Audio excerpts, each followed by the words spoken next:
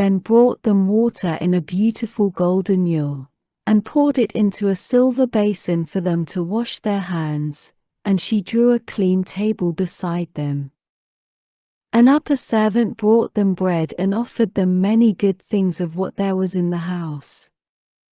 Opposite them sat Penelope, reclining on a couch by one of the bearing posts of the cloister, and spinning. Then they laid their hands on the good things that were before them, and as soon as they had had enough to eat and drink, Penelope said, "Telemachus, I shall go upstairs and lie down on that sad couch, which I have not ceased to water with my tears, from the day Ulysses set out for Troy with the sons of Atreus.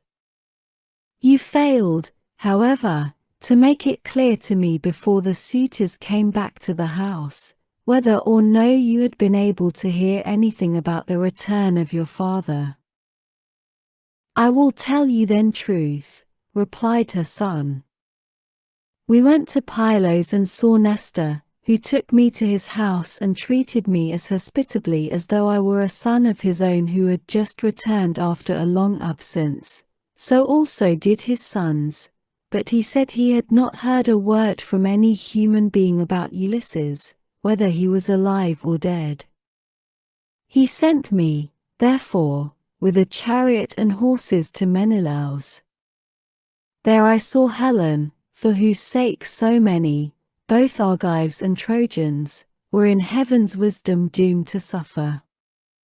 Menelaus asked me what it was that had brought me to Lacedaemon, and I told him the whole truth, whereon he said, "So, then, these cowards would usurp a brave man's bed.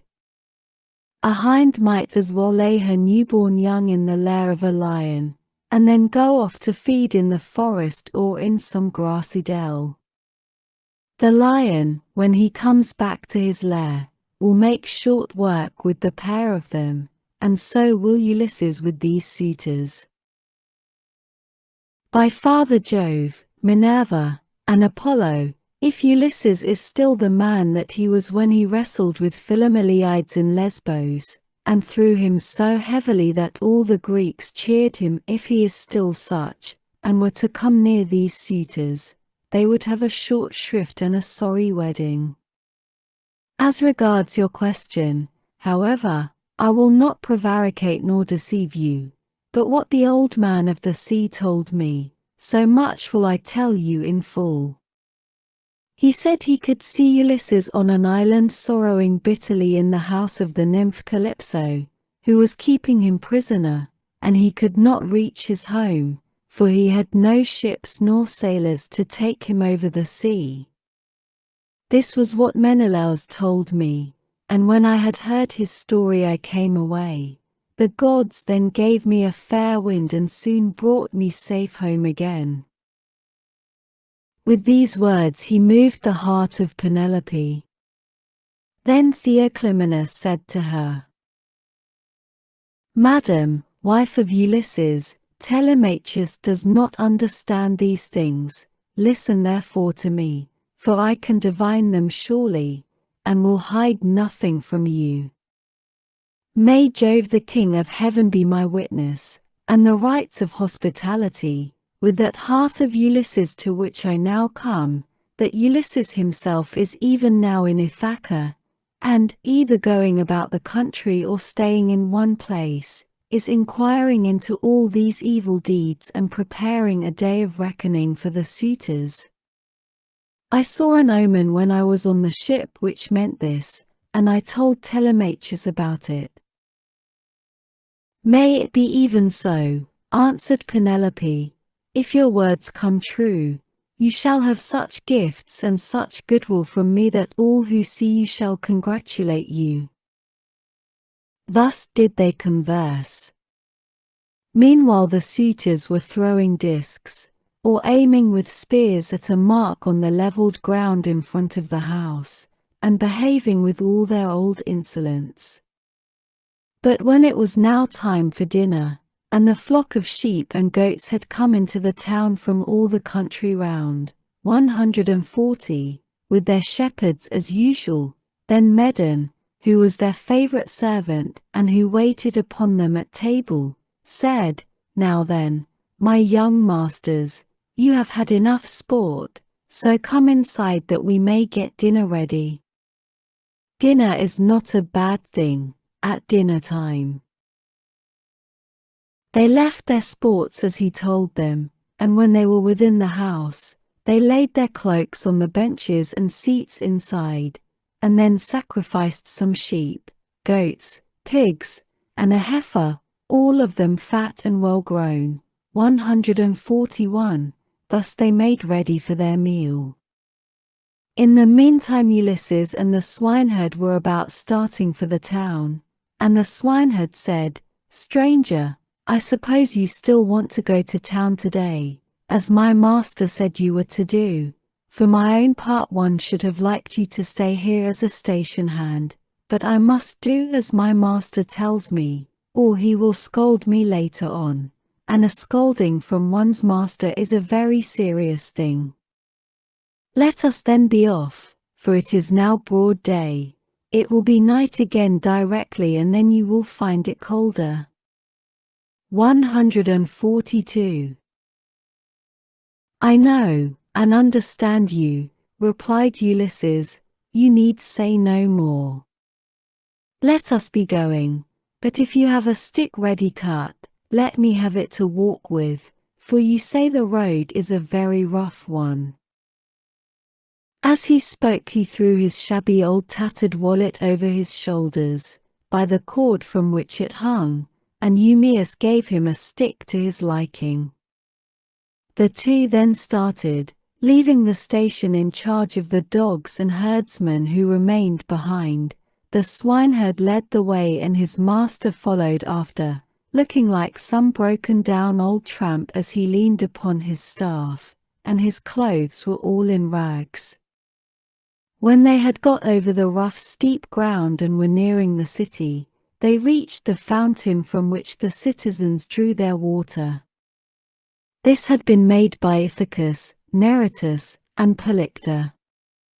There was a grove of water-loving poplars planted in a circle all round it, and the clear cold water came down to it from a rock high up, 143. While above the fountain there was an altar to the nymphs, at which all wayfarers used to sacrifice. Here Melanthius son of Dolius overtook them as he was driving down some goats, the best in his flock, for the suitors' dinner, and there were 2 shepherds with him. When he saw Eumaeus and Ulysses he reviled them with outrageous and unseemly language, which made Ulysses very angry. "There you go," cried he, "and a precious pair you are. See how heaven brings birds of the same feather to one another. Where, pray, master swineherd, are you taking this poor miserable object? It would make anyone sick to see such a creature at table. A fellow like this never won a prize for anything in his life, but will go about rubbing his shoulders against every man's doorpost, and begging, not for swords and cauldrons." 144. Like a man, but only for a few scraps not worth begging for. If you would give him to me for a hand on my station, he might do to clean out the folds, or bring a bit of sweet feed to the kids, and he could fatten his thighs as much as he pleased on way. But he has taken to bad ways and will not go about any kind of work. He will do nothing but beg victuals all the town over, to feed his insatiable belly. I say, therefore, and it shall surely be, if he goes near Ulysses' house he will get his head broken by the stools they will fling at him, till they turn him out." On this, as he passed, he gave Ulysses a kick on the hip out of pure wantonness, but Ulysses stood firm, and did not budge from the path. For a moment he doubted whether or no to fly at Melanthius and kill him with his staff, or fling him to the ground and beat his brains out. He resolved, however, to endure it and keep himself in check, but the swineherd looked straight at Melanthius and rebuked him, lifting up his hands and praying to heaven as he did so. "Fountain nymphs," he cried, "children of Jove, if ever Ulysses burned you thigh bones covered with fat whether of lambs or kids, grant my prayer that heaven may send him home.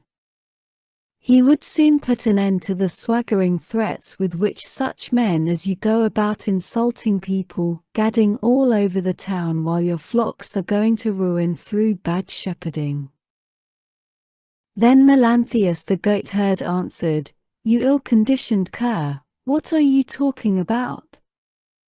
Some day or other I will put you on board ship and take you to a foreign country, where I can sell you and pocket the money you will fetch.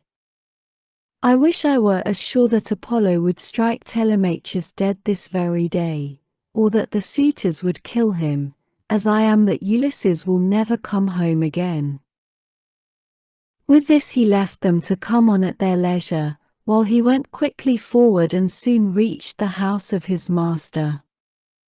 When he got there he went in and took his seat among the suitors opposite Eurymachus, who liked him better than any of the others. The servants brought him a portion of meat, and an upper woman servant set bread before him that he might eat. Presently Ulysses and the swineherd came up to the house and stood by it, amid a sound of music, for Phemius was just beginning to sing to the suitors. Then Ulysses took hold of the swineherd's hand, and said, "Eumaeus, this house of Ulysses is a very fine place. No matter how far you go, you will find few like it. One building keeps following on after another. The outer court has a wall with battlements all round it, the doors are double folding, and of good workmanship. It would be a hard matter to take it by force of arms. I perceive, too, that there are many people banqueting within it, for there is a smell of roast meat, and I hear a sound of music, which the gods have made to go along with feasting." Then Eumaeus said, "You have perceived aright, as indeed you generally do, but let us think what will be our best course. Will you go inside first and join the suitors, leaving me here behind you, or will you wait here and let me go in first? But do not wait long, or someone may see you loitering about outside, and throw something at you. Consider this matter, I pray you." And Ulysses answered, "I understand and heed. Go in first and leave me here where I am. I am quite used to being beaten and having things thrown at me. I have been so much buffeted about in war and by sea that I am case-hardened, and this too may go with the rest. But a man cannot hide away the cravings of a hungry belly. This is an enemy which gives much trouble to all men. It is because of this that ships are fitted out to sail the seas, and to make war upon other people." As they were thus talking, a dog that had been lying asleep raised his head and pricked up his ears. This was Argos, whom Ulysses had bred before setting out for Troy, but he had never had any work out of him. In the old days he used to be taken out by the young men when they went hunting wild goats, or deer, or hares, but now that his master was gone he was lying neglected on the heaps of mule and cow dung that lay in front of the stable doors till the men should come and draw it away to manure the great close, and he was full of fleas. As soon as he saw Ulysses standing there, he dropped his ears and wagged his tail, but he could not get close up to his master. When Ulysses saw the dog on the other side of the yard, he dashed a tear from his eyes without Eumaeus seeing it, and said, "Eumaeus, what a noble hound that is over yonder on the manure heap. His build is splendid, Is he as fine a fellow as he looks?